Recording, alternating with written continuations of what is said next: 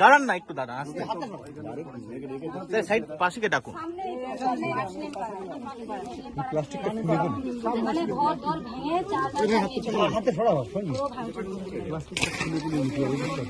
Police আসেনি, কোনো কিছু হয়নি, কিছু করে কোনো কিছু হয়নি। রান্না করে খাবে সেরকম থালা বাসন রেখে যা পেয়েছে সব নিয়ে চলে গেছে। হাঁস মুরগি থেকে গরু ছাগল যা ছিল সব নিয়ে চলে গেছে।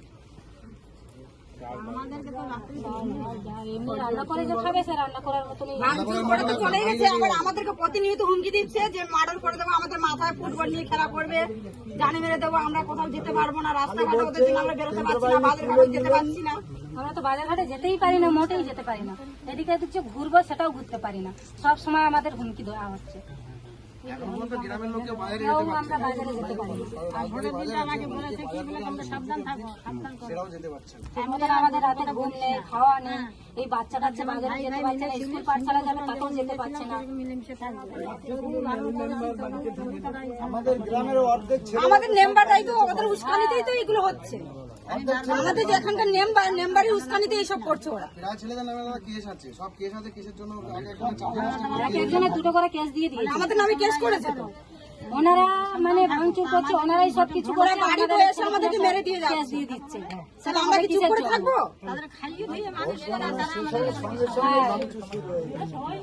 না না, গণনা চলছে আর তবু ওরা এসে কিন্তু শুরু হয়েছে।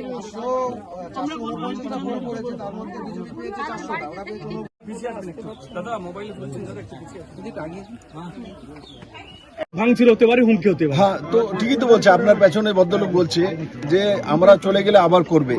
আমি মিডিয়ার সামনে বলছি সাবধান হয়ে যা ভাই, এবার যদি তাদের উপর কোনো কিছু হয় তাহলে তাদেরও রক্ষা নেই, তাদেরকেও ছাড়া হবে না। এরা যদি ভারতবর্ষে থাকতে হয়, ভারতবর্ষের সংবিধানকে মেনে থাকতে হবে, SC ST অ্যাট্রোসিটি অ্যাক্ট মেনে চলতে হবে, তাদের অধিকার রিজার্ভেশন মেনে চলতে হবে। আর যারা এগুলি মানবে না তাদের ভারতে থাকার দরকার নেই। শাসক দল দাবি করছে ঘর বাড়ি ভাঙচুর, দোকান মারধর করা, মাথা কেটে নিয়ে ফুটবল খেলার কথা বলছে। দেখুন, আপনারাও দেখেছেন এই সন্দেশখালীতে শাহজাহান যেই উৎপাত, তার কর্মীরা যা করে চলছে লাগাতার, তৃণমূল আর সেই গুন্ডা শাহজাহানের সেই লোক, এই গরিব মানুষ ST শিডিউল ট্রাইবেরা বাড়িঘর ভেঙেছে, কিচ্ছু নেই এদেরকে। এই যে ছাদগুলি ভেঙেছে, দ্বিতীয়বার করার মতো তাদের কাছে পয়সা নেই। সবচেয়ে দুর্ভাগ্যজনক, জলের একটা পাইপ বসানো হয়েছে এখানে, ডিপ টিউবওয়েল বসানো হয়েছে, ওখান থেকে জল খাওয়ার জন্য এখানকার লোক যায় জল আনার জন্য, সেটাকেও তার মধ্যে তৃণমূলের গুন্ডারা বসে থাকে, এখান থেকে জল নিতে দিচ্ছে না ইলেকশনের পর থেকে। পুকুরের জল খেয়ে এদেরকে জীবন অতিবাহিত করতে হচ্ছে। ভাত রান্না করেছে গরিব মানুষ, আমাকে এখন জিজ্ঞাসা করছে ভাত রান্না করেছিলাম, ভাতগুলো ফেলে সামনে ওঠার মধ্যে ফেকে ভাতের ড্যাগটা নিয়ে চলে গেছে। এই ধরনের অবস্থা সন্দেশখালীতে। আর মহিলা মুখ্যমন্ত্রী বলবেন আমি গরিবের জন্য কাজ করি, আমি STর জন্য, আমি SCর জন্য কাজ করি। এর চাইতে গরিব ST ভারতবর্ষে কোথাও আছে? এখানে তাদের কাছে জল খাওয়ার পর্যন্ত বন্ধ করে দিয়েছে। তো আদিবাসীদের জন্য সেন্ট্রাল গভর্নমেন্ট থেকে অনেক স্কিম আছে, অনেক স্কিম আছে নরেন্দ্র মোদীর নেতৃত্বে সরকার রাজ্যে। সেই স্কিমগুলো এদেরকে দেবে না। আমাকে বলছে যে তৃণমূলে এরা যখন বুথে হেরেছে, 425-এর কাছাকাছি টোটাল ভোট ছিল, 400 ভোট বিজেপিতে গিয়েছে। তারপর থেকে অত্যাচার শুরু হয়ে গেছে।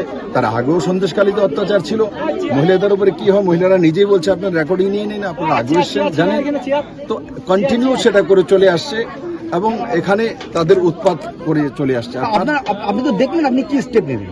দেখুন, আমি সমস্ত রিপোর্ট আমাদের কমিটি নিয়ে রিপোর্ট আদরণীয় রাষ্ট্রীয় অধ্যক্ষ জেপি নাড্ডাজিকে দেব এবং আমরা আগেও সন্দেশখালীর বিষয়ে পুরো দুনিয়াকে সামনে রেখেছি। সন্দেশখালীর মানুষের সঙ্গে যেটা অত্যাচার ক্রমাগত হচ্ছিল, আর এবার ইলেকশনের পরে এরা কন্টিনিউ যে করে আসছে, গরিব এর চাইতে গরিব মানুষ তো আমার মনে হয় ওয়েস্ট বেঙ্গলে কোনো জায়গাতে নেই। আর তারপরে এসটি, আমরা এসটি অ্যাট্রোসিটি অ্যাক্ট, আর সেই দিশাতে আমরা হাইকোর্টে যাব এবং স্টেট গভর্নমেন্টকে জবাব তলব করব হোম মিনিস্ট্রির মাধ্যমে। এবং আমি আশা করি অমিত ভাই শাহ দেশের গৃহমন্ত্রী সক্ষম সেই বিষয় করতে। আর আপনারা জানেন এই রাজ্যের কতগুলো মন্ত্রী জেলে রয়েছে, যে যার নাম আমি নিলাম এখানে, উনিও তো জেলেই রয়েছেন। তো এইসব শাহজাহানদের মতো গুন্ডা তাদেরকে প্রোটেকশন মমতা ব্যানার্জি দেয়, কতদিন পরে সেই বিষয়ে উনি কথা মুখ খুলেছেন, আপনারা দেখেছেন। তো এতে ওনার দ্বারাই প্রায়োজিত গভর্নমেন্ট স্পন্সার্ড গুন্ডামি এখানে হয়। দাদা, স্থানীয় বাসিন্দারা বলছে, তো উনিকে দেখছেন ওখানে 3 দিন যাবৎ গৃহমন্ত্রী গিয়ে রয়েছে, দেশের গৃহমন্ত্রী অমিত ভাই শাহ 3 দিন ক্যাম্প করে রয়েছে। মিডিয়ার বন্ধুরা জানে না, উনি বললেও হবে, আপনাদের কাছে প্রমাণ নেই ক্যা? দেশের গৃহমন্ত্রী অমিত ভাই শাহ 3 দিন ক্যাম্প করেনি ওখানে? ক্যা সেন্ট্রাল গভর্নমেন্ট থেকে ডিজি চেঞ্জ করেনি ওখানে? রাজীব সিংকে সেখানে ডিজি বানিয়ে স্পেশাল ডিজি ওখানে পাঠানো হয়নি সিআইএসএফ থেকে উঠিয়ে? তাহলে অ্যাকশন করছে না কে বলছে? সেন্ট্রাল গভর্নমেন্ট সেখানে করছে। কিন্তু যখন কোনো একটা ঘটনা ঘটে যায় তাকে উকসানি না দিয়ে সেটাকে শেষ করা, আমরা সেই দিশাতে কাজ করি। আমি তো বলি আমাদের আসার দরকার নেই। মমতা ব্যানার্জি আপনি ক্যাম্প করুন, শেষ করে দিন, আমাদেরকে আসার কি দরকার? আপনার রাজ্যে আপনি চালান, আপনি মুখ্যমন্ত্রী, আপনি মহিলা, আপনি তো সবকিছু করেন, আমাদের আসার দরকার নেই। আমরা কেন আসবো? আমরা তখনই আসতে হয় যখন আপনি সেই কাজগুলো করেন না। আপনি উদাহরণ মণিপুরের, আপনি মিজোরামের, আপনি লন্ডনে চলে যাবেন, আপনি নিজের কথা বলুন। যদি বাইরে থেকে কেউ আসে বলে না আমার বাংলার কথা বলো, তো আমি তো বাংলার কথা বলছি। ওনাকে ইলেকশনে পলিটিক্যালি বলতে নেই, আমার বাংলার মানুষ বলতে হবে। বাইরে থেকে ওরা এসছে, তো ওটার সময় উনি বাইরে থেকে এসছে। এখন উনি বাইরে ঘরের লোকেদেরকে কি করছেন সেটা মানুষ দেখতে চায়, জানতে চায় ওনার কাছ থেকে। আর আমি আপনাকে বলছি, এখানে মহিলাদের উপরে কেমন ধরনের শারীরিক অত্যাচার হয়েছে তার সাক্ষী আপনারা রয়েছেন, আপনারা জানেন, আপনাদের মাধ্যমে আমাদের কাছে জানকারি গিয়েছে। কুচবিহারে গিয়েছি, শুধু সন্দেশখালী তো হয় এমন নয়, কুচবিহারেতে গিয়েছি, আমি নাম বলতে পারবো না কারণ রেপ ভিকটিম। ওকে বাড়িতে গিয়ে বাড়ি ঘর ভাঙচুর করে সর্বশান্ত করে, তারপর শান্ত হয়নি, তারপর এক রাখাল করে একজন তৃণমূলের নেতৃত্ব স্থানীয় ওর উলঙ্গ করে মহিলার বুকের উপরে বসেছে, আর 20 জন মিলে তাকে রেপ করা হয়েছে। আজ পর্যন্ত মিশন হসপিটালে রয়েছে, অ্যাডমিট আইসিইউতে রয়েছে, আজ পর্যন্ত তার এফআইআর হয়নি, 164-তে তার স্টেটমেন্ট নেওয়া হয়নি। তার জন্য আরে ভাই, রেপ যদি কেউ হয় তাকে তো আননোন পার্সন করে সোমোটো কেস নিতে হয়। থানাতে আসলে যখন যেই হসপিটাল এসে হসপিটাল যখন রিপোর্ট করে তখন সঙ্গে সঙ্গে এমএলসি করতে হয়। এমএলসি করার নিয়ম আছে ভাই। হসপিটালে কোনো অ্যাক্সিডেন্টাল কেস আর যদি মারামারিতে কোনো কিছু আহত হয়, ডাক্তার নিয়ম প্রথম পুলিশকে ফোন করতে হয়, পুলিশকে আসতে হয়, তার এমএলসি রিপোর্ট দিতে হয় এবং কোর্টে ডাক্তাররা যায়।